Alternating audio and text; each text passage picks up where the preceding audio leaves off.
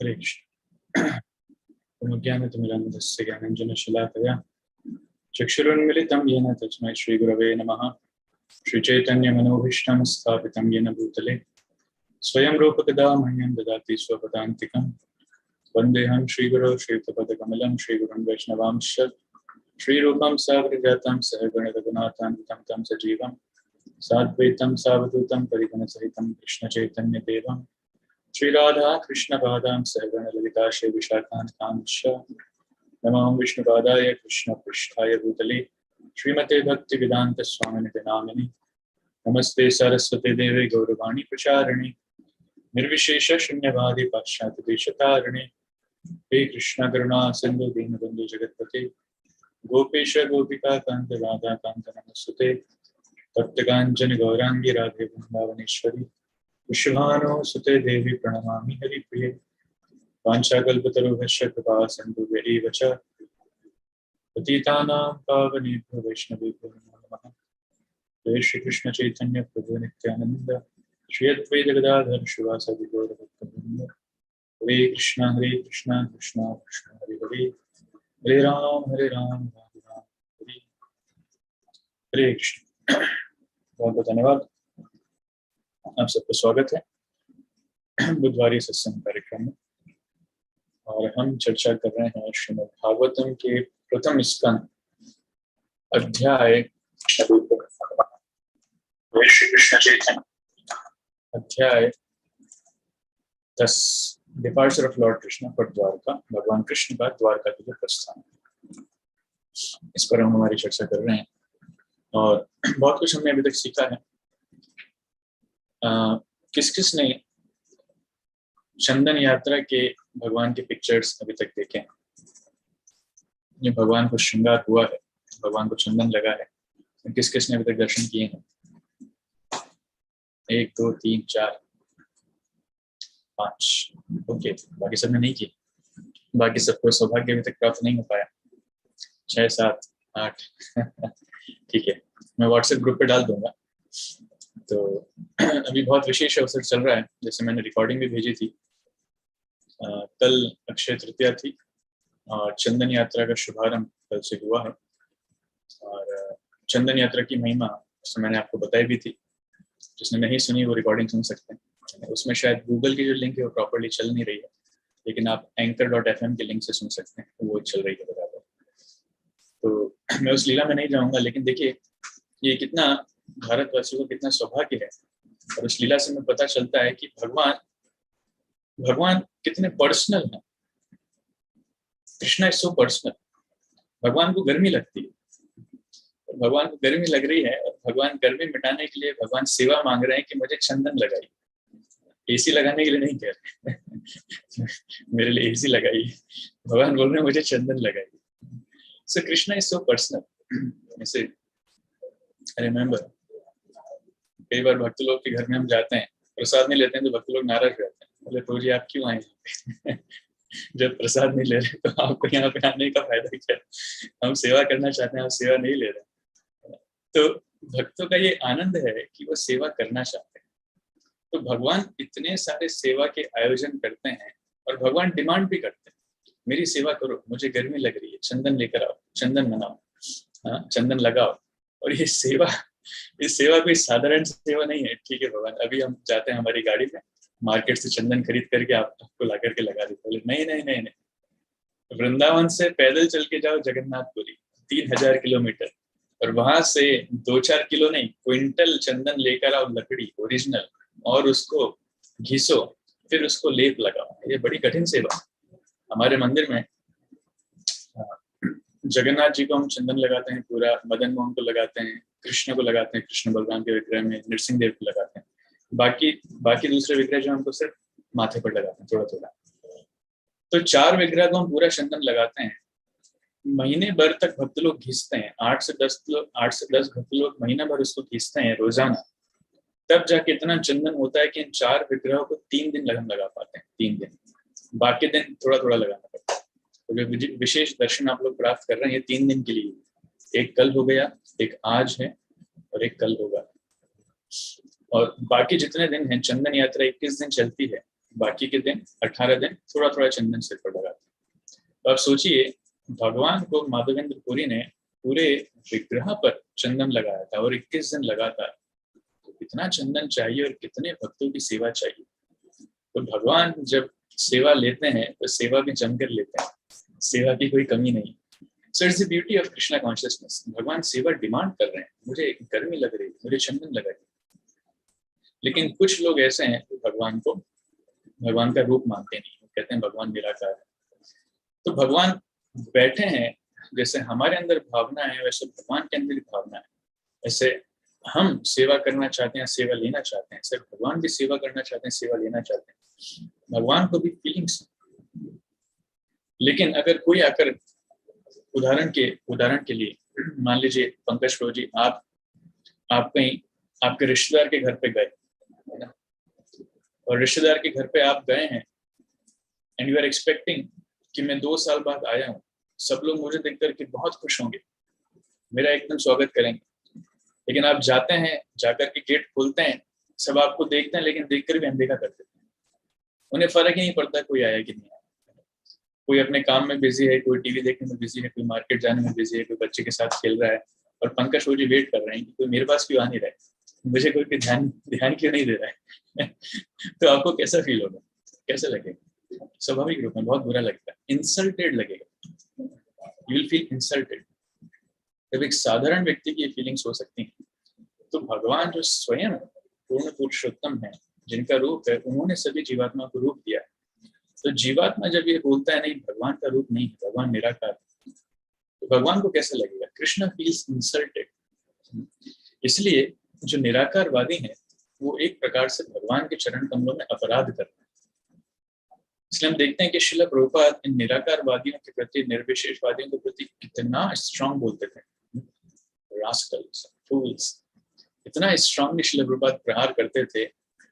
उनके प्रणाम मंत्र में यही चीज आती, निर्विशेष शून्यवादी पाश्चात्य देशकार। जहां प्रभुपाद को ये मौका मिल जाए कि ऐसे कोई मायावादी है या फिर निर्विशेषवादी है, निराकारवादी है, बस पूरा लेक्चर उन पर ही डाइवर्ट हो जाता है।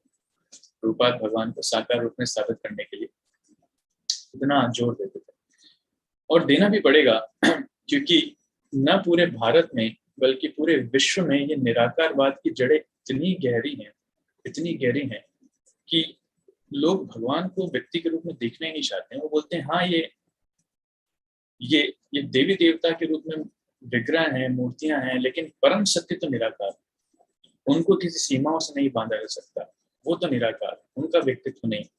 ये अवधारणा इतनी गहरी जा चुकी है लोगों के हृदय में कि उसको निकालना बहुत मुश्किल है। इसलिए प्रचार बहुत तीव्र होना चाहिए, उसकी बहुत ज्यादा आवश्यकता है। Before going ahead, I will request devotees, आप अपने कैमरास ऑन कर लें तो काफी अच्छा है, बिकॉज मुझे स्क्रीन पर सिर्फ 5-6 भक्त लोग कैमरा ही ऑन दिख रहे हैं। क्योंकि हम पर्सनलिज्म पे चर्चा कर रहे हैं, तो इन पर्सनलिज्म क्लास में नहीं होना चाहिए, पर्सनलिज्म को कैमरा ऑन तो ज्यादा अच्छा है। So Krishna wants that devotees should be, तो ये श्रील प्रभुपाद जी की कृपा से हमें सौभाग्य मिला है, नहीं तो हम लोग भी भगवान को माया निराकार के रूप में ही देख रहे थे, मुक्ति के पीछे हम पागल थे, भगवान में विलीन होना चाहते थे, ब्रह्म ज्योति में विलीन होना चाहते थे, भुक्ति मुक्ति सिद्धि इन सारी चीजों के पीछे। वैसे तो मैक्सिमम लोग नास्तिक हैं, और जो आस्तिक हैं उसमें भी कोई भुक्ति चाहता है, भुक्ति मतलब भोग करना चाहता है, भगवान से जाकर हम लिस्ट लेकर के जाते हैं लंबी, ये चाहिए वो चाहिए, नहीं तो कोई मुक्ति चाहता है, नहीं तो कोई सिद्धि चाहता है, इस प्रकार। लेकिन भक्ति जो काफी सरल है लेकिन बहुत गुह्य है, सीक्रेट है, ये श्रील प्रभुपाद जी ने हमें प्रदान किया है। माधवेंद्र पुरी का जो वर्णन आता है, तो ये जो प्रेममयी भक्ति का जो बीज है, ये वाकई में माधवेंद्र पुरी से ही आता है। चैतन्य महाप्रभु के गुरु ईश्वर पुरी के गुरु माधवेंद्र पुरी। तो भगवान से प्रेममयी संबंध स्थापित करना माधुर्य भाव में, वो जो भावना से भक्ति है, गोपियों की भावना से भक्ति, वो जड़ें माधवेंद्र पुरी से आती।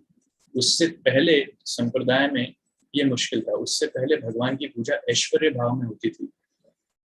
भगवान स्वामी है, हम उनके दास, लेकिन माधुर्य भाव को प्राधान्य देते हुए भगवान की भक्ति करने की पद्धति ये माधवेंद्र पुरी से स्टार्ट होती है।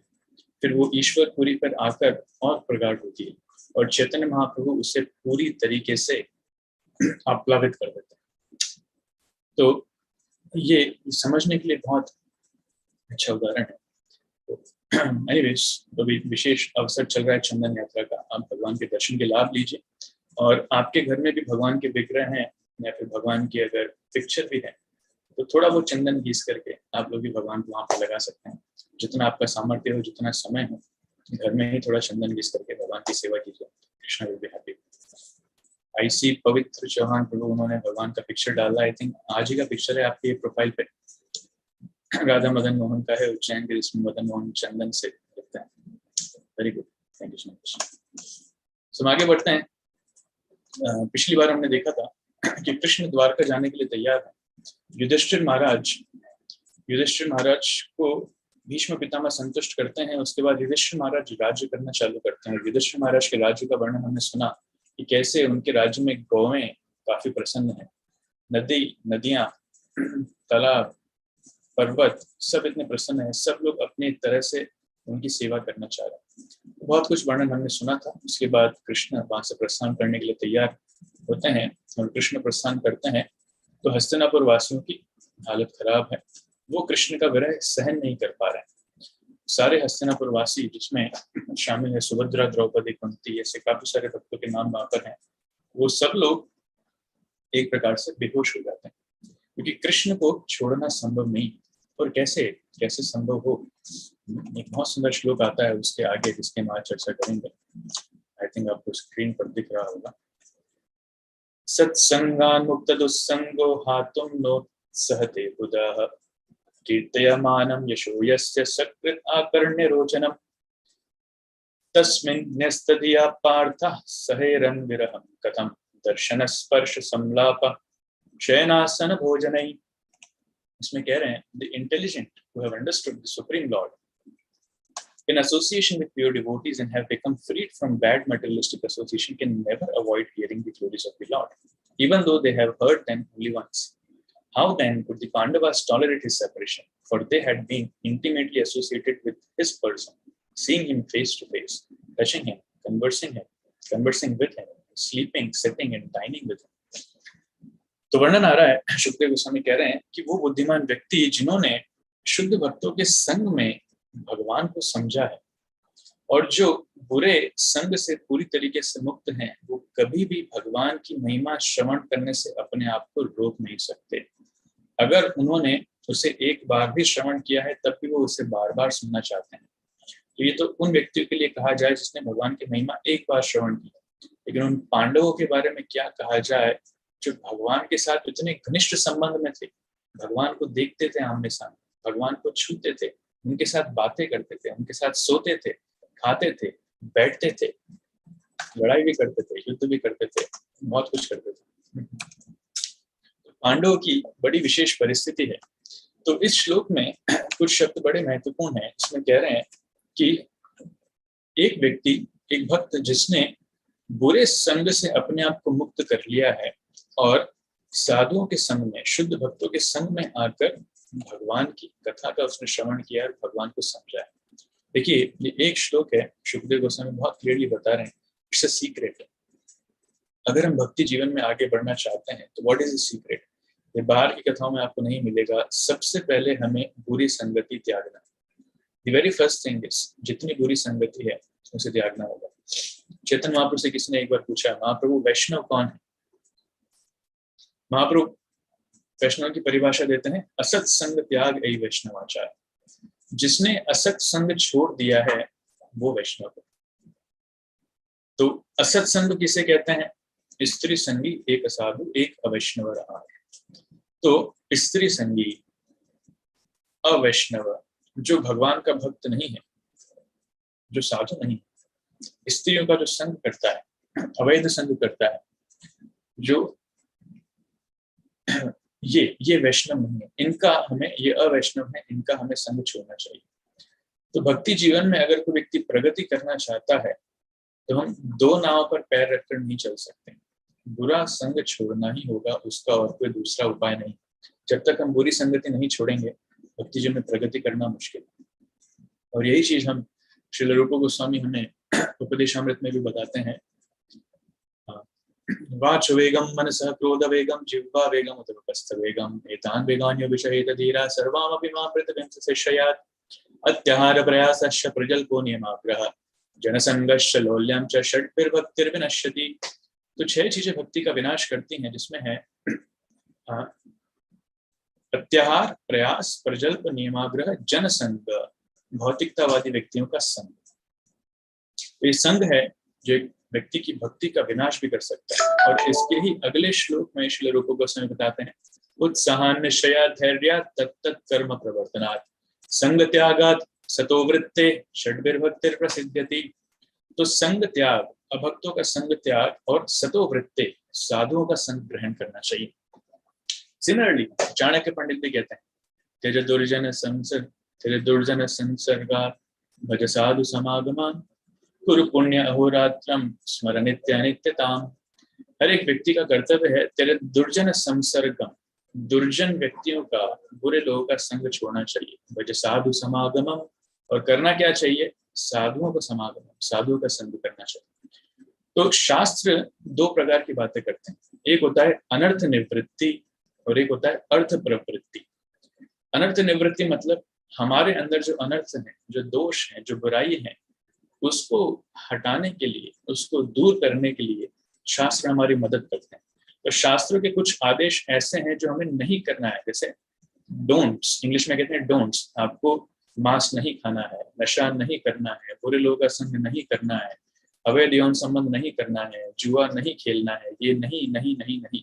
ये नहीं नहीं नहीं इतना सारा नहीं क्यों है? क्योंकि हमारे अंदर इतनी बुरी आदतें आ चुकी हैं, अनर्थ डेवलप हो चुके हैं कि उनसे दूर जाना बहुत आवश्यक है। जैसे डॉक्टर के पास जाते हैं तो डॉक्टर बोलता है कि आपको ये नहीं खाना है, वो नहीं खाना है, खटाई नहीं खाना है, बहुत सारे लिस्ट, ये नहीं खाना है। स्पेशली आयुर्वेदिक डॉक्टर के पास जाएंगे तो पर्चे में प्रिंट आउट करके रखते हैं 50 प्रकार के आइटम जो नहीं खाना है। तो नहीं नहीं, तो आप ऐसा दवाई दीजिए ना, बस दवाई खाने से काम हो जाएगा। ये दवाई तो देंगे, लेकिन दवाई तभी काम करेगी जब आप ये 20 आइटम छोड़ेंगे, ये 20 आइटम नहीं खाएंगे। तो दवाई खाना जरूरी है, ऐसे साधुओं का संग जरूरी है, लेकिन साथ ही साथ अभक्तों का संग छोड़ना भी आवश्यक है। बोले नहीं नहीं प्रभु जी, हम तो डॉक्टर के पास गए, डॉक्टर ने बोला कि आपको दूध पीना है और तंबाकू छोड़ना है। नहीं डॉक्टर साहब, दूधो खाओ तंबाकू खाओ, मैं दूध भी पीऊंगा लेकिन तंबाकू भी खाऊंगा, तो फिर बीमारी का इलाज नहीं होगा। दूध पीना है लेकिन तंबाकू छोड़ना पड़ेगा। उसी प्रकार से भक्तों का संग करना है, इसमें कोई संदेह नहीं, लेकिन अभक्तों का संग छोड़ना भी पड़ेगा, क्योंकि ये संग ही है जो एक व्यक्ति को बिगाड़ता है। यहाँ तक कि शास्त्र एक और इसमें अच्छी बात, मतलब दे गो टू द एक्सट्रीम, वो बताते हैं I'm forgetting the verse. महत् सेवाम द्वारम आहुर्विमुक्तिस्तमोद्वारम योषिताम संगी संगम। इसमें कह रहे हैं कि महान व्यक्तियों का संग करने से, साधुओं का संग करने से आहुर विमुक्ते, मुक्ति के द्वार खुलते हैं, और तमोद्वारम योषिताम संगी संगम, और जो व्यक्ति स्त्रियों का संग करते हैं उन व्यक्तियों का संग करने से नरक के द्वार खुलते हैं, तमोद्वार। देखिए असत्संग कितना खतरनाक हो सकता है। ठीक है, अवैध संग हमें नहीं करना है, पुरुषों को स्त्रियों का संग नहीं करना है, स्त्रियों को पुरुषों का नहीं करना है, लेकिन शास्त्र इस हाइट में भी जाते हैं कि अगर कोई व्यक्ति ऐसे व्यक्ति का संग कर रहा है जो स्त्री संग करता है, मतलब डायरेक्टली स्त्री संग नहीं कर रहा है, लेकिन ऐसे व्यक्ति का संग कर रहा है जो स्त्री संग करता है, तो वो भी इक्वल ही माना जाता है, उसे भी छोड़ना चाहिए। इसलिए बिगाड़ने में दोस्तों का, संगति का बड़ा हाथ होता है। जब बच्चे स्कूल में होते हैं, कॉलेज में होते हैं, उस समय से बिगड़ना चालू होते हैं, और कैसे बिगड़ते हैं, तो दोस्तों के कारण बिगड़ते हैं। इसको समझाने की आवश्यकता नहीं, सबका एक्सपीरियंस है, लेकिन सुधारने में भी संगति का बड़ा इफेक्ट है। तो दोनों चीजें बहुत जरूरी हैं। और यहाँ पर सुखदेव गोस्वामी कह रहे हैं कि जिसने बुरा संग छोड़ दिया है और जब भगवान के शुद्ध भक्तों के संग में रहकर भगवान की कथा सुनता है, तब जाकर वो भगवान को समझ सकता है। Then he can understand. सत्संगान मुक्त दुस्संगो हातुम नोत्सहज बुधा कीर्त्यमानम यशो यस्य सकृत आकर्ण्य रोचनम। तो उन व्यक्तियों का क्या कहा जाए, पांडवों का क्या कहा जाए, तो भगवान के साथ में रहते थे, उन्हें देखते थे, हमेशा उनको छूते थे, उनके साथ बातें करते थे, सोते थे, बैठते थे, खाते थे। श्रील प्रभुपाद जी बहुत अच्छे तात्पर्य लिख रहे हैं। प्रभुपाद जी कह रहे हैं The living being's constitutional position is one of serving a superior. He is obliged to serve by force the dictates of illusory material energy in different phases of sense gratification. And in serving the senses, he is never tired. रूपा जी कह रहे हैं कि जीवात्मा की स्वाभाविक परिस्थिति ही है कि वो सेवा करता है, वो एक सेवक है। ये भूल है जब एक व्यक्ति सोचता है कि मैं स्वामी हूं, मैं एंजॉयर, मैं मालिक हूं। नहीं, कोई मालिक नहीं है, सभी व्यक्ति सेवा कर रहे हैं, हर एक व्यक्ति सेवक है।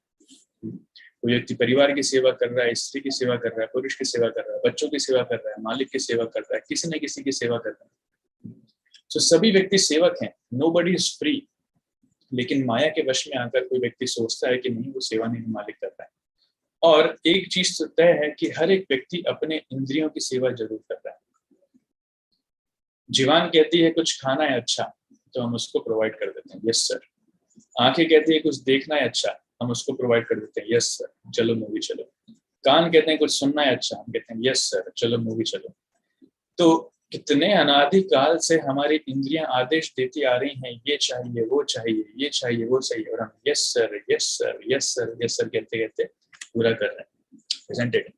और दुर्भाग्य की बात है कि इंद्रियां, आचार्य लिखते हैं कि इंद्रियां इतनी दुष्कर हैं कि कभी पलट करके थैंक यू नहीं बोलती कि थैंक यू माय सर, आपने मेरी इतने सालों तक इतनी निस्वार्थ भाव से सेवा करी, मैं आपकी सेवा से बड़ी संतुष्ट हूँ, बहुत बहुत धन्यवाद। कभी थैंक यू नहीं बोलेंगी, ज्यादा से ज्यादा डिमांड ही करेंगे, isn't it? ज्यादा से ज्यादा डिमांड करेंगे। तो ये ऐसे मालिक हैं जो हमारा कभी ध्यान नहीं रखते। तो बुद्धिमान व्यक्ति को क्या चाहिए? ऐसे मालिक की सेवा करें या फिर ऐसे मालिक की सेवा करें जो अपने सेवकों की भी सेवा करते हैं। वो कौन है? वो है कृष्ण। तो कृष्ण वो मालिक हैं, वो न सिर्फ इंद्रियों के मालिक हैं, ऋषि के न सिर्फ इंद्रियों के मालिक है, बल्कि अखिल ब्रह्मांडों के मालिक हैं। इसलिए रूप गोस्वामी क्या संज्ञा देते हैं भक्ति की संज्ञा देते हैं ऋषि केश सेवनम भक्ति रुच्यते सर्वपादिर्विनिर्मुक्तम तत्परत्वेन निर्मलम ऋषिकेश सेवनम भक्ति रुच्यते। रूप गोस्वामी कहते हैं भक्ति मतलब सर्वपादिर्विनिर्मुक्तम। जब एक व्यक्ति ये समझ जाए, अपने आप को सभी उपाधियों से मुक्त समझ जाए कि मैं जनरल मैनेजर नहीं, मैं नागदा में, ग्रेसन में एजीएम नहीं, मैं हेड ऑफ द डिपार्टमेंट नहीं, मैं इस घर को चलाने वाला नहीं, मैं पुरुष नहीं, मैं इस शरीर का मालिक नहीं। तो हमने जितनी उपाधियां इकट्ठी कर रखी हैं कि मैं ये हूँ, मैं वो हूँ, मैं वो हूँ, हमारा बायोडेटा तैयार करते हैं 10 पेज का, मेरा ये गुण है, वो गुण है, वो, ये सारी उपाधियां हैं। जब अपने आप को हम इन सभी उपाधियों से मुक्त पाएंगे कि मैं कौन हूँ, एक छोटा सा जीव हूँ, भगवान का अंश, भगवान की सेवा करना मेरा कर्तव्य है, भगवान का सेवक हूँ। सर्वपादिर विनित मुक्तम तत्परत्वेन निर्मलम। उपाधियों से मुक्त होने के बाद एक व्यक्ति निर्मल बनता है। ये उपाधियां व्यक्ति को, ये उपाधियां मल के समान है, गंदगी के समान है, आचार्य कहते हैं, जो हम हमारे ऊपर चढ़ाते जाते हैं और उसके ऊपर डिग्री और इकट्ठी करते जाते हैं। हम अभी चार्टर्ड अकाउंटेंट हो गए, हम अभी MBA हो गए, इंजीनियर हो गए, ये डिग्री वो डिग्री, उपाधियां इकट्ठी पे इकट्ठी। तो व्यक्ति साधारण दृष्टि में सोच नहीं पाता है। इसलिए अगर हम अपने हृदय अंतरकरण में पूछें, हमें किसी को भी अपने आप को उपाधियों से आइडेंटिफाई करने में अच्छा नहीं लगता। What we just want is to love. हम चाहते हैं हम घर में आए तो हम घर वालों के साथ अच्छे से प्रेम संबंध के साथ रहें, घर वाले अच्छे से बात करें, हम अच्छे से बात करें, हम उनकी सेवा करें, वो अच्छे से हमारी सेवा करें, एक दूसरे को समझें, लड़ाई झगड़ा ना हो। सबके अंदर यही इच्छा है ना। तो इसमें उपाधियों का कोई रोल नहीं। और जैसी उपाधि आ जाती है घर में आकर बोला नहीं मैं एजीएम हूँ, तो फिर माता जी लड़ना चालू कर देंगे, अरे एजीएम हो गया आप कंपनी में, यहाँ पर हमारा बॉस, हमारा नियम चलता है, हम वो मिनिस्ट्री संभालते हैं तो आप अपनी उपाधि गिनाएंगे तो वो भी अपनी उपाधियां गिनाएंगे इसलिए सर्वपादिर निर्मुक्तम तत्परत्वेन निर्मलम। तो उपाधियों को त्याग करके व्यक्ति को निर्मल बनना चाहिए। और उसके बाद ऋषिकेश सेवनम भक्ति रुच्यते। अपनी इंद्रियों को, इंद्रियों के मालिक भगवान कृष्ण की सेवा में लगाओ, उसी का नाम भक्ति है। तो भक्ति और कुछ नहीं है, इंद्रियों के द्वारा जो हम अभी इंद्रियों की ही सेवा कर रहे हैं, उन इंद्रियों के द्वारा हमें भगवान की सेवा करना है। अगर देखने की इच्छा है तो मूवी देखने नहीं जाना है, भगवान का रूप दर्शन करना है। भगवान के मंदिर दर्शन करना है, भगवान के धाम दर्शन करने के लिए जाना चाहिए, भगवान के भक्तों से मिलना चाहिए। अगर सुनने की इच्छा है तो हमें फिल्मी सॉन्ग्स नहीं सुनना है। अभी शादियों का मौका बहुत चल रहा है, लोग जाकर के फिल्मी सॉन्ग्स प्ले करते हैं। So we should not be enthusiastic or encouraged to hear those filmy songs. हमें फिल्मी सॉन्ग नहीं सुनना है, हमें क्या सुनना है? भगवान का नाम श्रवण करना है। हरे कृष्ण कृष्ण कृष्ण हरे हरे, हरे राम राम राम हरे हरे। भगवान का नाम सुनना है, कीर्तन सुनना है, भजन सुनना है, भगवान की कथा सुनना है। हाँ, जीवा अगर कुछ चाहती है, कुछ खाना है, तो don't go to the hotels. बाहर होटल में जाके खाने पीने की जरूरत नहीं है। घर में भगवान के लिए भोग बनाइए, प्रेम से उसको अर्पित कीजिए। आप बनाइए ना, आपको क्या क्या आता है। भोग मतलब ऐसा नहीं, कई बार ऐसा लगता है प्रसाद के नाम पर सिर्फ चना चिरौंजी। भारत का पता नहीं, लेकिन मध्य प्रदेश में तो सभ्यता है, मंदिर में जाते हैं तो थोड़ा सा वो चरणामृत दे देते हैं मीठा, और प्रसाद में चना चिरौंजी। नहीं, प्रसाद में सिर्फ चना चिरौंजी नहीं हो सकता, प्रसाद में सब कुछ हो सकता है। आप क्या क्या बना सकते हैं? North Indian, south Indian, east Indian, West Indian, Italian, Russian, Chinese, जो बनाना बनाओ, भगवान को प्रेम से भोग लगाओ। बाद में आप सबको ही खाना, लेकिन भगवान का प्रसाद खाना चाहिए। सो ईट Krishna Prasad, that is most important. उसी प्रकार से सभी इंद्रियों को भगवान की सेवा में लगाने का प्रयास करना चाहिए। अम्बरीश महाराज इसके परफेक्ट उदाहरण है, जिसमें श्लोक आता है अम्बरीश महाराज ने कैसे अपनी इंद्रियों को भगवान की सेवा में लगाया। सवै मनः कृष्ण पदारविंदयो वाचाम से वैकुंठ गुणानुवर्णने। अपनी जिह्वा को भगवान का गुणानुवर्णने, भगवान का गुण वर्णन करने में लगा देते, भगवान का नाम लेने में लगा देते। अपनी नासिका को भगवान को अर्पित पुष्पों को सूंघने में लगा देते, तुलसी को सूंघने में लगा देते। अपने हाथों से भक्तों की सेवा करते थे, उनको स्पर्श करते थे, उनकी सेवा करने में अपने हाथों को लगाते थे। करोड़ हरेर मंदिर मार्जनादिशु, हाथों से भगवान के मंदिर का मार्जन करते थे, पैरों से भगवान के मंदिर तक चल करके जाते थे। तो कहीं ना कहीं हमें भगवान से संपर्कित ही अपने जीवन को बनाना है, हमें कुछ छोड़ने की आवश्यकता नहीं है। If you have desires, just भगवान की सेवा में उसको लगाइए, पूरा जीवन सफल हो जाएगा। ये भक्ति का देखिए, श्रील प्रभुपाद ने कितना अच्छे से समझाया। प्रभुपाद ने अपने शिष्यों को उनकी योग्यता के अनुसार लगाया। कुछ शिष्य ऐसे हैं, those who can draw very wonderfully, वो बहुत अच्छी पेंटिंग बनाते थे। तो अभी जो हम श्रील प्रभुपाद की किताबों में पेंटिंग देखते हैं, इस्कॉन के स्टैंडर्ड आप जानते हैं, ये श्रील प्रभुपाद के शिष्यों ने बनाई है अपने हाथों से। ये कोई कंप्यूटर मेड पेंटिंग नहीं है, ये हाथों से प्रभुपाद के शिष्यों ने बनाई है। They are so beautiful, so beautiful. ऐसे ही कोई भगवान के लिए कपड़े बनाता है, भगवान के लिए सुंदर ड्रेसेस बनाता है, भगवान के विग्रह बनाता है, भगवान का मंदिर बनाता है। तो अपनी अपनी सारी कला को भगवान की सेवा में लगा दो। कोई गाते हैं तो भगवान के लिए गाते हैं, कोई बजाते हैं तो भगवान के लिए बजाते हैं, कोई गुणगान करते हैं तो भगवान का गुणगान करते हैं। सो लाइकवाइज, जैसे नारद मुनि की आपने कथा सुनी होगी। नारद मुनि जब पहले गंधर्व थे, तो एक बार भगवान को छोड़कर वो कुछ स्त्री पुरुष के बारे में गुणगान करना चालू कर दिया। तो वहां पर उपस्थित साधु नाराज हो गए, उन्होंने उनका श्राप दे दिया, तब जाके वो दासी पुत्र बन गए। लेकिन बाद में जब नारद मुनि बने, तब सिर्फ भगवान की कथा का वर्णन करते थे। तो भगवान के इर्द गिर्द हम हमारा जीवन मोड़ेंगे, हम भी प्रसन्न रहेंगे, हमारे परिवार वाले भी प्रसन्न रहेंगे, और भगवान का आशीर्वाद हमें पूर्ण रूप में प्राप्त होगा। वही जीवन की सफलता है, वही जीवन की पूर्णता है। That is the meaning. तो प्रभुपाद यहाँ पर कह रहे हैं कि इंद्रियों की सेवा करने में एक व्यक्ति थकता नहीं है। तो हमें इसको ठीक उल्टा करना है, भगवान की सेवा करने में हमें नहीं थकना चाहिए। जीवन का उद्देश्य होना चाहिए कि इतनी सेवा हमें भगवान की करना कि हमें कभी थकान नहीं। एंड यू विल सी, भगवान के शुद्ध भक्त जैसे श्रील प्रभुपाद जी दिन में कितना सोते थे? 2 या 3 घंटे, बाकी पूरा दिन भर वो सेवा करते रहते थे। अभी मैंने कहीं पढ़ा था, प्रभुपाद जी कोई भक्त कह रहे थे कि अगर एक भक्त के लिए उनका दिन 72 घंटे का भी हो, तब भी वो 72 घंटे सेवा कर सकते हैं। तो ये जीवन का उद्देश्य होना चाहिए कि हमें भगवान की सेवा में कभी नहीं थकना है, कई नए नए प्लान्स बना रहे हैं, नए नए आइडियाज लेकर के आना है। लेकिन अभी लोग माया की सेवा में, अपनी इंद्रियों की सेवा में बहुत कुछ करते हैं। तो सेवा करना तो जीव का उद्देश्य है, लेकिन सेवा किसकी करना है वो हमें जानना चाहिए।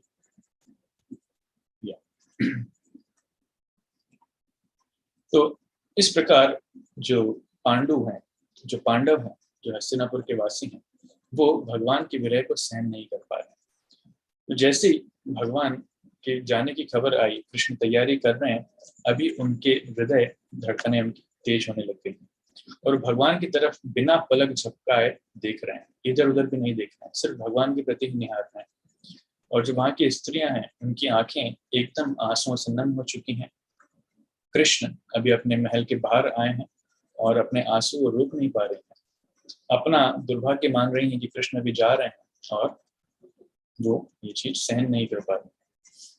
और कुछ स्त्रियां जो हैं भगवान से out of loving desire to see the Lord, भगवान को देखने की उनकी इच्छा के कारण कुछ स्त्रियां अपने महल के छतों पर चली गई और वहां पे शर्म भी है लेकिन फिर भी भगवान के ऊपर पुष्प वर्षा कर रही है, showering flowers upon the Lord. तो श्रील प्रभुपाद जी इसमें बहुत सुंदर उदाहरण देते हैं कि कैसे स्त्री के लिए, तात्पर्य देते हैं कि कैसे स्त्री के लिए शर्म एक गहना है, the shyness is an ornament. लेकिन दुख की बात यह है कि आजकल के जमाने में स्त्रियों ने शर्म करना छोड़ दिया है। और जब कोई स्त्री ये शर्म दिखाती है या उसका स्वभाव दिखाती है कि वो कितनी सभ्य है, शर्मीली है, अपनी लज्जा उसने बना के रखी है, तो स्वाभाविक रूप में वो सम्मान प्राप्त करती है, दूसरे व्यक्ति उसे सम्मान की दृष्टि से देखते हैं। लेकिन आजकल कल्चर चल रहा है एक्सपोजर का, स्त्रियां एक्सपोज करना चाहती हैं, तो लोग उन्हें सम्मान की दृष्टि से नहीं देखते हैं बल्कि उन्हें एक्सप्लॉयटेशन की दृष्टि से देखते हैं। इसलिए स्त्रियों का कर्तव्य है कि उनको शर्म, लज्जा ये कभी त्यागना नहीं चाहिए। On the name of modern advancement, on the name of living in 21st century, they should not lose their chastity and just shyness. ये उनके लिए बहुत ज्यादा महत्वपूर्ण है। So, उस समय अर्जुन बाहर निकल के आते हैं। अर्जुन में भगवान के सखा हैं, वो अपने हाथ में एक छाता उठाते हैं, छाता उठा करके भगवान के सिर पर वो रखते हैं और मतलब भगवान के ऊपर धारण करके वो भगवान के साथ साथ आगे बढ़ते हैं। और उद्धव, सात्विकी, वो भगवान को पंखे से हवा करते हैं और रास्ते में पुष्प की सज्जा होती है, रास्ते को पुष्प से सजाते हैं। इस प्रकार कुछ लोग कीर्तन कर रहे हैं, कुछ लोग वेदोच्चारण कर रहे हैं और कृष्ण ऐसे धीरे धीरे करके बाहर जाना चालू करते हैं। तो भगवान के ऐसे विचारों में मग्न होकर सभी अयोध्यावासी, सभी हस्तिनापुर वासी काफी दुखी हैं कि अब इतने समय तक जब भगवान का जो संग उन्हें प्राप्त हुआ, अभी वो संग उन्हें प्राप्त नहीं होगा, काफी लंबा समय। तो यहाँ पर वर्णन है कि भगवान के विरह में उनको एक एक क्षण काफी लंबा लगने लगा। जैसे युगायितम निमेषेण चक्षुषा प्रावशायितम शून्यायितम जगत सर्वम गोविंद विरहेण। इसमें शिक्षाष्टकम में आता है, चैतन्य महाप्रभु बताते हैं कि गोपियों को एक क्षण भी युगों के बराबर लगता था। युगायितम निमेषेण चक्षुषा प्रावशायितम, तो एक निमिष भी, पलक झपकाने का समय भी उन्हें युगों के बराबर लगता था। तो इन भक्तों का भगवान से प्रेम है कि प्रेम के कारण उनके विरह में समय इतना लंबा लगता है, ऐसा लगता है कि इस समय अंतराल कभी खत्म ही नहीं हो रहा है। लेकिन जिनसे प्रेम नहीं है वो लोग जाते हैं, चलो ठीक है, आओ तो वेलकम, जाओ तो भीड़ का, अच्छा वो चले गए। लेकिन अगर जिससे प्रेम है, अगर वो व्यक्ति जाता है तो बिल्कुल भी अच्छा नहीं लगता। तो जीवन का ध्येय है कि हमें भगवान से प्रेम हमारा बढ़ाना है। भगवान के बिना हम रह न सके, भगवान का नाम लिए बिना हम रह न सके, भगवान की सेवा किए बिना हम रह न सके। तो श्रीमद् भागवतम वो महान ग्रंथ है जो भगवान के भक्तों के आचरण के द्वारा हमें ये सारी वस्तुएं सिखाता है। ऐसा और कोई महान ग्रंथ आपको नहीं मिलेगा। इसलिए भागवतम को सभी पुराणों का सार बताया गया। अगर भागवतम का अध्ययन हमने कर लिया, भागवतम के माध्यम से अगर हम सीखें कि भगवान की भक्ति कैसे करना है, तो और किसी ग्रंथ की आवश्यकता नहीं, और किसी माध्यम की आवश्यकता नहीं। तो ये भागवतम कितना सुंदर तरीके से बता रहा है, भक्त लोग अपने आचरण से हमें सिखा रहे हैं। फिर कुछ भक्त लोग वहां पर भगवान का गुणगान करना चालू करते हैं कि भगवान कैसे सृष्टि करता है, भगवान भक्त वत्सल हैं, और बहुत डिटेल उसका वर्णन है, सो मैं उस डिटेल्स में नहीं जा रहा। तो इस प्रकार कृष्ण द्वारका से विदाई लेते हैं और हस्तिनापुर से विदा लेते हैं और द्वारका में प्रवेश के लिए आगे बढ़ते हैं। तो अगला अध्याय जो बात करेगा भगवान का द्वारका में प्रवेश। तो वो भी अपने आप में एक बहुत विशेष अध्याय है। हम देखेंगे द्वारका में प्रवेश, तो वहां के द्वारकावासी कैसे भगवान का स्वागत करते हैं, एक बहुत ही विशेष अध्याय है जो हम अगली बार चर्चा करेंगे। मैं अपनी वाणी को यहीं विराम देता हूँ। किसी का कोई प्रश्न है तो ले सकते हैं। बहुत बहुत धन्यवाद।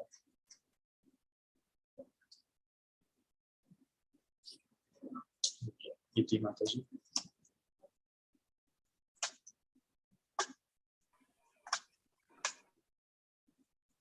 You can unmute yourself. हरे कृष्ण प्रभु। प्रभु जी, कल हम लोग इस्कॉन महाराज के मंदिर में गए थे। वहाँ फंक्शन था, चूर्णाभिषेकम था भगवान का। मंदिर का स्थापना दिवस was coinciding with Akshaya Tritiya. भगवान की रथ यात्रा हुई 2-3 दिन पहले, फिर अलग अलग चीजें हुई। कल हमने पूरा शाम से वहाँ पे थे। It was really very wonderful experience. रात के 10 बजे तक हम वहीं थे मंदिर में। अभिषेक देखा, पालकी यात्रा। बट उसमें वहाँ पे कल 31 भक्तों की दीक्षा भी हुई दिन में। उसकी डिटेल्स व्हाट्सएप ग्रुप में आई थी मंदिर की। सो प्रभु जी, ये क्वेश्चन था, अभी जैसे मैंने सेवक लेवल के लिए जो फर्स्ट एंट्री लेवल है गुरु के आश्रय में, उसमें जो मैंने दिया और एंट्री ले ली और आई गॉट द सर्टिफिकेट। सो ये जो गुरुदेव का आश्रय है या गुरु का आश्रय हमारे लिए क्यों जरूरी है? बिकॉज मुझे फैमिली में बोल रहे हैं कि yes, everyone is not feeling the same way what I am feeling for भगवान कृष्णा, और मुझे जो चैंटिंग करके अच्छा लग रहा है I cannot explain to my family members, but then I really want to know what is the ideal answer and why it is very necessary for me. मुझे जितना समझ में आया कि स्पिरिचुअल जर्नी में शायद गुरुदेव की कृपा के बिना ग्रोथ पॉसिबल नहीं है, but what are the other reasons? Yeah, very nice. गुरु पादाश्रय या फिर गुरु आश्रय क्यों जरूरी है? बहुत सुंदर प्रश्न है। इसी कृष्ण भागवतम में कहते हैं स्वयं कि जो भी भक्त ये सोचते हैं कि वो भगवान की डायरेक्ट भक्ति कर रहे हैं, वो कृष्ण के डायरेक्ट भक्त हैं, वाकई में वो मेरे भक्त नहीं। कौन असली भक्त हैं? जो मेरे भक्तों के भक्त। क्योंकि भगवान भक्तों के द्वारा अपनी सेवा को स्वीकार करते हैं, डायरेक्ट किसी को अलाउ नहीं। इसलिए चैतन्य महाप्रभु में सिखाते हैं गोपीर भर्तु पद कमलयोर दास दासान दासो अस्मि, कि मैं भगवान का भक्त नहीं हूँ, भगवान के दासों का भी दास। जितने ज्यादा दास उसमें ऐड होते हैं, मैं सबसे नीचे हूँ, मैं उनका भी सेवक। ये भक्त का मनोभाव है। तो भक्ति जीवन में जो व्यक्ति अपने आप को नीचे मानता है, भक्तों का सेवक मानता है, वह वास्तविक मनोभाव है, भगवान उनसे ज्यादा प्रसन्न होते हैं। इसलिए भगवान कृपा करके गुरु रूप में अवतरित होते हैं। गुरु को भगवान की कृपा मूर्ति भी कहा जाता है। कृष्ण कृपा मूर्ति श्रील प्रभुपाद जी के नाम के आगे हम लगाते हैं, तो कृष्ण कृपा मूर्ति शब्द आता है। तो गुरु जो है वो भगवान की कृपा मूर्ति है। ये चीज हमें समझना चाहिए। और इसीलिए भगवान की कृपा अगर हमें प्राप्त करना है तो सीधा भगवान के पास जाकर के नहीं मिलेगी, वो गुरु के पास जाकर के तो गुरु पादाश्रय आश्रय लैया भजे तारे कृष्ण नाही त्यजे। जो व्यक्ति आश्रय लेकर भगवान का भजन करता है, भगवान उसे कभी त्याग नहीं करता। भगवान को स्वीकार करना ही होता है। और जो आश्रय लिए बिना भगवान का भजन करता है, तो भगवान के पास ऑप्शन है, चाहे तो स्वीकार करेंगे, चाहे तो नहीं करेंगे। ये मैक्सिमम केसेस में नहीं करते, लेकिन जो गुरु का आश्रय लेकर के करता है, भगवान उसे कभी तिरस्कार नहीं करते हैं। तारे कृष्ण नहीं त्यजे, भगवान त्याग नहीं करते हैं उसका। ये एक्सेप्ट। तो गुरु के माध्यम से हमारी सेवा, हमारी पूजा सारी कृष्ण तक अवश्य रूप में पहुंचती है। इसलिए गुरु पादाश्रय, भक्ति में प्रगति करने के लिए गुरु का आश्रय लेना बहुत जरूरी है। हरे Krishna. Any other question? Yes, Prabhat Srivastava ji. हरे कृष्णा प्रभु जी, दंडवत प्रणाम। प्रभु जी, एक छोटा सा सवाल था। एक्चुअली हम लोग परसों एक परिक्रमा कर रहे थे, तो वहाँ पे एक प्रभु जी थे, पंडित जी थे, तो वो पूजा पाठ करवा रहे थे। तो मैंने कुछ जरूरत पड़ी तो मैंने उनको बोला कि प्रभु जी ये चीज मुझे चाहिए। तो उन्होंने मेरे को टोका कि आप प्रभु जी क्यों कह रहे हो। तो मैंने कहा कि ऐसा कहा जाता है कि भगवान सबके हृदय में रहते हैं, इसलिए मैं आपको प्रभु जी कह रहा हूँ। तो he was not satisfied with my answer. तो इसका प्रॉपर आंसर क्या होगा प्रभु जी? प्रभु शब्द का मतलब है मास्टर, मालिक, वो हमसे श्रेष्ठ हैं। तो एक भक्त अपने आप को कभी भी श्रेष्ठ नहीं मानता। एक भक्त अपने आप को हमेशा विनम्र मानता है, विनम्र देखता है कि मैं श्रेष्ठ नहीं हूँ, मैं उन्नत नहीं हूँ, मैं सबसे नीचे हूँ। भगवान की कृपा बाकी भक्तों के ऊपर है लेकिन मेरे ऊपर नहीं, या फिर मुझे सबकी सेवा करना है। ये सभी लोग भगवान को बहुत प्रिय हैं, तो मेरा कर्तव्य है इनकी सेवा करना। ये सब श्रेष्ठ हैं, ये भगवान के भक्त हैं, लेकिन मैं अभी तक भक्त बन नहीं पाया। देखिए, ये उत्तम अधिकारी का मनोभाव है। जो उत्तम अधिकारी भक्त हैं वो अपने आप को भक्त नहीं देखते हैं, वो दूसरों को भक्त देखते हैं। लेकिन जो कनिष्ठ अधिकारी हैं वो दूसरों को भक्त नहीं देखते हैं, अपने आप को भक्त देखते हैं। तो प्रभु शब्द से संबोधन के माध्यम से हम हमारी स्थिति को मानते हैं कि हम दूसरों को अधिक श्रेष्ठ देखना चाहते हैं, अधिक श्रेष्ठ देखना मानते हैं। और वाकई में सही भी है, कहीं ना कहीं दूसरे भक्त लोग हमसे किसी न किसी मात्रा में श्रेष्ठ हैं। इसलिए और जब हम ये चीज रियलाइज करते हैं तो ऑटोमेटिकली हम उनको प्रभु अभी कह रहे हैं, लेकिन बाद में हमें वो चीज फील भी होने लगी कि ये मेरे प्रभु हैं, ये मेरे मालिक है, मुझे इनकी सेवा करना चाहिए। और मैं कौन हूँ? मैं हूँ किंकर। किंकर मतलब दास। किम करोति, मुझे क्या करना है आप बताइए, मेरे लिए क्या आदेश है। इसलिए भक्त का मनोभाव क्या है? भक्त के समाज में एक भक्त कभी ये नहीं सोचता कि मैं अभी सीनियर हो गया हूँ, मुझे सेवा लेना चाहिए। नहीं, जो भक्त जितना श्रेष्ठ होता है वो अपने आप को उतना ही छोटा मानता है, वो दूसरों की सेवा करना चाहता है। ये भक्तों का मनोभाव है। इसलिए वो सबको प्रभु देखता है, इसलिए प्रभु कहता है। पर अभी हम उस स्तर के नहीं है, इसलिए इस कहने से स्टार्ट करेंगे, बाद में हम देखना भी चालू करेंगे। Thank you. Thank you. Any other question?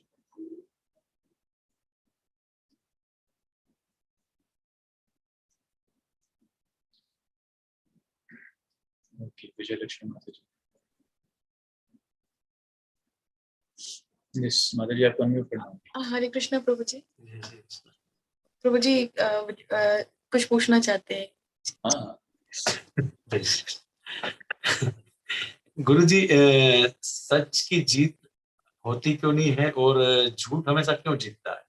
और सच को हमेशा ये बोला जाता है कि आज नहीं कल अच्छा होगा, ऐसे करके जिंदगी निकल जाती है। ओके, इसको पर्टिकुलर रेफरेंस में या फिर किस परिप्रेक्ष्य में कहा जा रहा है वो जानना जरूरी है। किस परिप्रेक्ष्य? लेकिन ये सिद्धांत है सत्यमेव जयते। थोड़ा सा डिले हो सकता है लेकिन सत्य की हमेशा विजय होती है। That's true. गुरु जी, बहुत टाइम तक डिले कैसे हुआ? मतलब बेचारे ने इतनी मेहनत करी और सच बोला, और सामने वाला झूठे को उसको पूरी तरक्की मिल रही, सब कुछ सम्मान मिल रहा है, और सच्चे इंसान को आज निकल अच्छा होगा करने से जिनके 15-20 साल निकल गए। तो ये सच्चाई रहता है क्या? इंडिविजुअल केसेस में क्या होता है? व्यक्तिगत केसेस में कर्म के नियम भी साथ साथ लगते हैं। जनरली अगर बात करें सत्यमेव जयते या फिर धर्मो रक्षति रक्षितः, वो सिद्धांत सही है। लेकिन व्यक्तिगत केसेस में हमारे कर्म के नियम भी साथ साथ कैरी होकर आते हैं। तो इसलिए कुछ चीजें पूर्व कर्मों के कारण भी होती हैं। तो हमें ऐसा लगता है कि ये व्यक्ति तो सब कुछ इसने अच्छे से किया है, सही है, इसके साथ गलत क्यों हो रहा है? हाँ, इस जीवन में उसने कुछ गलत नहीं किया, लेकिन पूर्व जीवन के कुछ कार्य हैं जिनका फल इस जीवन में मिल रहा है। ऐसे कितने जीवन आ रहे हैं जिनका फल हमें इस जीवन में मिलेगा। तो हो सकता है वो उस जीवन में हमें सही होता हुआ दिख भी जाए और न भी दिखे, पर हमें समझना ये चाहिए कि अल्टीमेटली ये सारी चीजें कर्मों के सिद्धांत के अनुसार हो रही हैं। भगवान के जो नियम है, भगवान के नियम में पक्षपात बिल्कुल नहीं। ये हमारी गलती है कि हम सिर्फ इसी जीवन का देख पाते हैं, लेकिन इससे पहले के जीवन का नहीं देख पाते हैं। जैसे उदाहरण के लिए आपका बेटा है आदि, अभी उसकी उम्र कितनी है? प्रभु जी अभी 11 इयर्स का है। 11 इयर्स। अच्छा, उसने जब वो 2-3 साल का था तब उसने कुछ किया या फिर उसके साथ कुछ हुआ होगा, वो उसे याद नहीं, लेकिन आप लोगों को याद है कि वो उस समय काफी छोटा था। तो उस समय की उसकी स्मृति उसको नहीं है।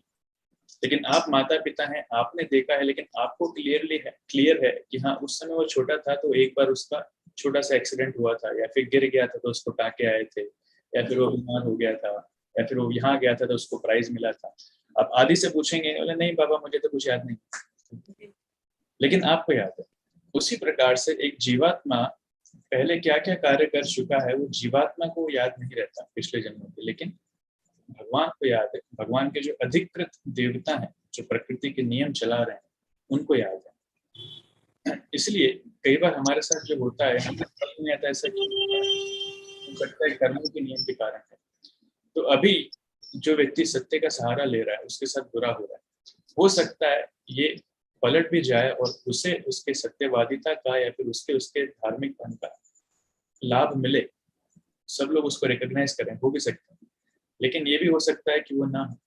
अगर उसके भाग्य में लिखा है दुख प्राप्त करना, या फिर पिछले जन्म में उसने ऐसे कुछ चीज का फल उसको मिला हो जो कार्य उसने किया ना, असत्य का भी फल उसको मिल गया हो, तो इसलिए अभी सत्य का फल नहीं मिल रहा, वो भी हो सकता है। तो दोनों चीजें हमें देखना जरूरी है। लेकिन एक चीज श्योर है कि ये कर्मों के नियम कट सकते हैं क्या? क्या हम अच्छा बुरा इस जंजाल में इतने फंस गए हैं कि इनसे बाहर निकलना संभव है क्या? वो संभव है। उसका एकमात्र रास्ता है भगवान की भक्ति। जैसे एक कैदी है, अगर उसे सजा हुई है फांसी की, तो अभी कानून में कोई शक्ति नहीं है कि उसकी सजा को माफ कर सके। लेकिन एक व्यक्ति है, वो है राष्ट्रपति। राष्ट्रपति अगर चाहे तो उसकी फांसी की सजा को माफ कर सकते हैं, राष्ट्रपति की क्षमता है। इसी प्रकार से प्रकृति के नियम किसी की क्षमता नहीं है कि उसको वो परिवर्तित कर सके, लेकिन भगवान कृष्ण की क्षमता है। तो अगर कोई भक्त कैसी भी परिस्थिति में कृष्ण की शरण ले ले तो ये सारे कर्म के फल खत्म हो सकते हैं। कर्माणि निर्दहते किंतु च भक्ति भाजाम, भक्ति करने से कर्मों के जितने फल हैं ये सब निर्दहती, सब जल के राख हो जाएंगे। जैसे उदाहरण के रूप में दिखेगा सही, दिखेगा कि व्यक्ति तो वैसा का वैसा ही है, वो भी खा रहा है, वो भी पी रहा है, लेकिन वाकई में उसके कर्म जल चुके हैं। जैसे एक रस्सी रखी हुई, रस्सी जल जाती है लेकिन उसका शेप वैसा ही दिखता है, और आप उसको हाथ लगाएंगे तो अंदर से खोखली हो चुकी है, वो राख बन जाएगी, लेकिन ऊपर से वैसी दिखेगी। ऐसे भक्त लोग बाहरी तौर पर वैसे ही दिखते हैं, अरे ये वैसे ही खा रहा है, वैसे ही सो रहा है, वही जॉब कर रहा है, उसी घर में है, वही एवरीथिंग इज ओके, लेकिन उनके कर्म सारे खत्म हो चुके हैं, वो अंदर से जल चुके हैं, लेकिन बाहरी तौर पर हमें वही दिखता है। इसलिए भगवान की भक्ति करने से ये ज्योतिष भी बोलते हैं, आप कुंडली दिखाने जाएंगे, अगर आप कृष्ण के भक्त हैं तो हमारे कैलकुलेशन आपके ऊपर नहीं लगेगा, बाकी सब के ऊपर। तो कई ज्योतिष ये चीज बताए। इसलिए अच्छा या बुरा दैट्स नॉट द मैटर। आध्यात्मिक परिप्रेक्ष्य में बुरा भी बुरा है और अच्छा भी बुरा है।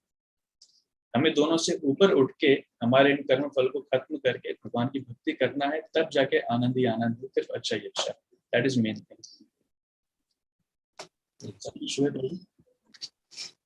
थैंक यू, आपके दर्शन करके अच्छा लगा। आपके दर्शन करके अच्छा लगा, बोला आपको, बोला हमको दर्शन अच्छा लगा। आपके दर्शन करके मुझे अच्छा लगा। जी ओके, और कोई प्रश्न?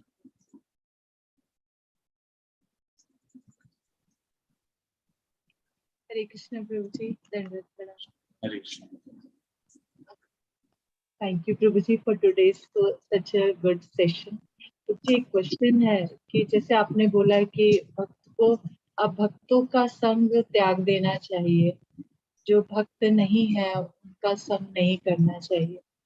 तो प्रभु जी जो बड़े हैं उनको तो समझ में आता है, क्योंकि वो जीवन में इतनी ठोकर खा चुके रहते हैं, इतना एक्सपीरियंस रहता है उनको कि वो उस चीज से दूर हो जाते हैं, मतलब ऐसे लोगों से दूर हो जाते हैं कि हाँ ये सही नहीं है, इनका आचार विचार अच्छा नहीं है, इनका बिहेवियर अच्छा नहीं है, ये धार्मिक नहीं है, सात्विक नहीं है। बट यंगस्टर्स के मामले में जैसे हम लोग में बहुत सारे लोग ऐसे जिनके बड़े बच्चे हैं, टीनेजर्स हैं, तो वहाँ थोड़ा सा डिफिकल्ट हो जाता है प्रभु जी बच्चों को समझाना कि कि भाई उनका साथ छोड़ दो, उन बच्चों का, उन ग्रुप का साथ छोड़ दो, तुमको उसमें नहीं रहना चाहिए, उनकी संगति अच्छी नहीं है, तुमको हमारी बात सुननी चाहिए, जनरली पेरेंट्स ऐसा ही बोलते हैं बच्चों को, तो वहाँ प्रभु जी कैसे समझाना चाहिए?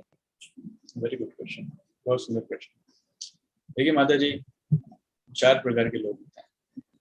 तो सबसे बुद्धिमान होते हैं वो सुन करके सीख जाते हैं। भारत में कोई ऐसा नहीं है जिसने ये चीज सुनी नहीं कि हमें बुरी संगति छोड़ना और अच्छी संगति में जाना। सबने सुनी, माता पिता बचपन से बताते आ रहे हैं, साधु संत बचपन से बताते आ रहे हैं, दादा दादी, नाना नानी, मौसा मौसी, मामा मामी, सब। लेकिन फिर भी होता नहीं है। क्यों? क्योंकि सुनकर के सीखने वाले लोग बहुत कम हैं। जो बहुत ज्यादा बुद्धिमान है सिर्फ वही है जो सुनकर के सीखते हैं। लेकिन जो थोड़े कम बुद्धिमान है उन्हें लगता है नहीं नहीं, ये तो संभव नहीं है, मेरे इतने अच्छे दोस्त हैं। वो क्या है, वो थोड़ा सा देख करके पता करना चाहते हैं। तो कुछ लोग हैं जो देख करके सीखते हैं, वो उनसे थोड़े कम बुद्धिमान हैं। और उनसे भी कम बुद्धिमान है वो ठोकर खाने के बाद ठाकुर बनते हैं। ठोकर खाने के बाद सीखते हैं, नहीं यार आप सही कह रहे थे। और सबसे 4th क्लास हैं जो ठोकर खाने के बाद भी नहीं सीखते हैं, वो सुधरना ही नहीं चाहते। तो लेकिन जहां तक यूथ की बात है, यू सी मैक्सिमम यूथ इस चीज में नहीं है, लेकिन फिर भी बहुत सारे यूथ भक्ति में आते हैं। What does youth needs? Youth needs a proper logical scientific explanation of the philosophy. वो सेंटिमेंट्स इमोशंस के ऊपर एक्सेप्ट नहीं करते हैं, क्योंकि उनकी धारणा यही है कि आध्यात्मिकता मतलब मिथोलॉजी, ये मनोकल्पना है, ये सेंटिमेंटल बातें, लोगों को अच्छा रखने के लिए किसी ने कुछ बातें कह दी लिख दी। They need scientific and logical explanation. तो अगर हम उनसे उनकी जिज्ञासाएं सुने कि उनके मन में कौन से प्रश्न है, अगर हम उनको साइंटिफिकली लॉजिकली समझा पा रहे हैं, देन दे एक्सेप्ट। दूसरी चीज यूथ क्या चाहते हैं? They need excitement and entertainment. Youth age ऐसी है जिसमें वो लोग एंटरटेनमेंट और एक्साइटमेंट के पीछे बहुत ज्यादा जाते हैं। इसलिए भक्ति हमें, हम उस पुराने उदासीन तरीके से उनको बताएंगे कि आपको ये छोड़ना है, वो छोड़ना है, बैठ करके सिर्फ भगवान का नाम लेना है, तो they may not accept. They need some kind of excitement, some kind of engagements और activities where they can show their excitement, जहाँ से उनको एक्साइटमेंट मिले। इसलिए हम उनको यात्राओं में लेकर जाते हैं, हम उनके लिए कैंप्स करते हैं, ऑर्गेनाइज करते हैं, हम उनको उनके लाइक माइंडेड बहुत सारे लोगों से मिलवाते हैं, उनको बहुत सारे एक्टिविटीज में, गेम्स में, ड्रामाज में इन्वॉल्व करते हैं। तो इस तरीके से यूथ धीरे धीरे करके एंगेज होता है। उनको डायरेक्ट कृष्ण कथा नहीं देते, पहले उनको मोटिवेशनल टॉक्स देते हैं जो सुनना चाहते हैं, मोटिवेशन के थ्रू, फिर धीरे धीरे उनको डाइवर्ट करके कृष्ण पर लेकर आते हैं। सो यूथ को टैकल करना थोड़ा डिफिकल्ट है, लेकिन जो जो जो बड़े हैं, जो एक्सपीरियंस हैं, वो लोग जल्दी श्रद्धा से आ जाते हैं। लेकिन फिर भी माता जी बहुत सारे यूथ हैं जो आ रहे हैं। अगर हम इन 2 बातों का ध्यान रखें, we give them proper logical scientific reasoning answers, तब वो स्वीकार करेंगे, and at the same time give them excitement and entertainment, तब वो लोग स्वीकार करेंगे। फिर भी अगर कुछ लोग स्वीकार नहीं करते हैं तो इट्स ओके, शायद भगवान की इच्छा भी नहीं है। जब भगवान चाहेंगे तब उनके ऊपर कृपा करेंगे, तब वो एक्सेप्ट करेंगे। Does it answer? Yeah. Thank you very much. Thank you. Okay, any other question or comments or sharing?